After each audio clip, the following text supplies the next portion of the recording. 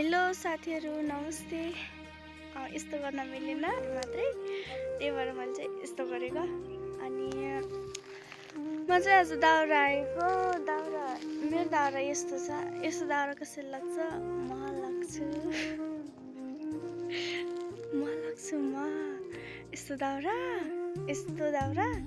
म लाग्छु। मलाई थाहा छ अरूले त ठुला ठुला लाग्छन् होइन, त्यही भएर मेरो चाहिँ अलि छुट्टै छ, अलग छ। त्यही भएर यस्तो दाउरा म मात्रै लाग्छु। अनि अर्को कुरा, म यस्तो जङ्गलमा छु, अरू दाउरा पाइने कुरा भएन, त्यही भएर मैले लगेँ।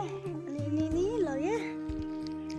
त्यही पनि खासमा यो दाउरा मैले बनाएको चाहिँ होइन, मेरो मम्मीले बनाउनु भएको हो। हिजो बनाउनु भएको। मैले चाहिँ हिजो दिउँसो बनाउनु भयो मम्मीले। म चाहिँ आज बिहानै 10:40 बिहानै हो होइन। अनि लगेर ल्याएछु। यसरी बनाएछु, यसरी। मलाई खासै यो भर्ने तरिका पनि थाहा छैन। अहिले दाउरा खस्यो भने कल लाग्छ थाहा छैन। बसेको भरि मैले लाग्छु, खसेको भरि तपाईँहरूले लाग्नु होला है त। यो त यस्तो भयो रहेछ, यस्तो भएको रहेछ। यिनले अहिले बित्छन्, यिन त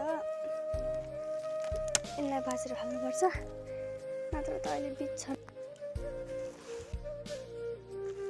ल, म चाहिँ उठिसकेँ। यो दाउरा धेरै त खसेन, 2-4वटा खसे। अनि टाउकोमा पनि चोट लाग्यो दाउराले। अरू त के गर्नु र। यो नाम्लो पनि मलाई लामो भयो, अनि छड्के पनि भयो। बोक्न नजाने त्यस्तै हुन्छ होइन। धेरै भयो नि त, म दाउरै आउँदिनँ।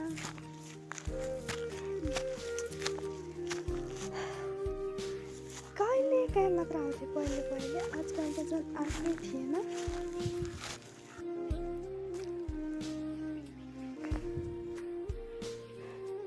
यिनी देखेको थिएँ नि, सबै मेरो ढोकाबाट खसेको।